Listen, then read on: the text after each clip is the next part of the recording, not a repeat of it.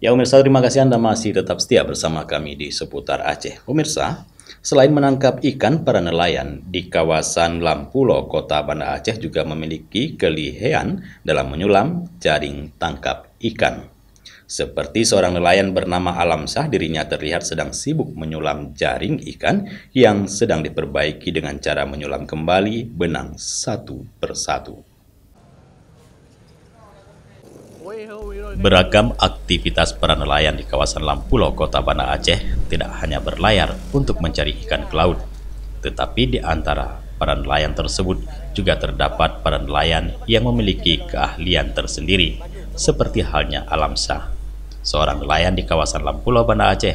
Selain ahli dalam menangkap ikan, pria paruh baya yang akrab disapa Pawang Basah ini juga memiliki keahlian dalam menyulam atau memperbaiki jaring tangkap ikan. Tangannya terlihat sangat cekatan dalam menusuk jarum yang sudah tersambung benang untuk disatukan menyambung benang-benang lain yang sudah terputus. Dalam aktivitas merenovasi jaring pukat yang rusak, Alam Shah turut dibantu oleh beberapa kerabat lainnya, sehingga jaring ikan yang diperbaiki bisa selesai tepat waktu.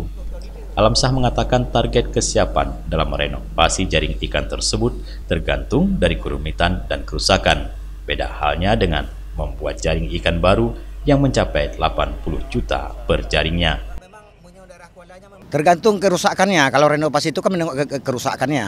Nah, kalau rusaknya parah mungkin satu untas ini nggak siap satu hari. Tapi kalau kerusakannya nggak begitu parah, tinggal potong aja gitu, keluarkan satu hari siap satu untas. Ongkosnya dia tergantung apa juga ini. Misal berapa yang banyak kita rehab. Kalau bikin baru itu sekitar 80 juta. Ongkos bikin baru. Tapi kalau renovasi kan nggak tahu kita, tergantung ke mana kerusakannya. Nggak tentu juga Pak karyawannya. Kadang-kadang kami 4 orang, kadang-kadang 5, kadang-kadang 2. Nah, menurut nantilah kalau misalnya yang paling membutuhkan tenaga ini ikat-ikat ini. Dalam menyulam jaring ikan, para nelayan ini masih melakukan secara manual.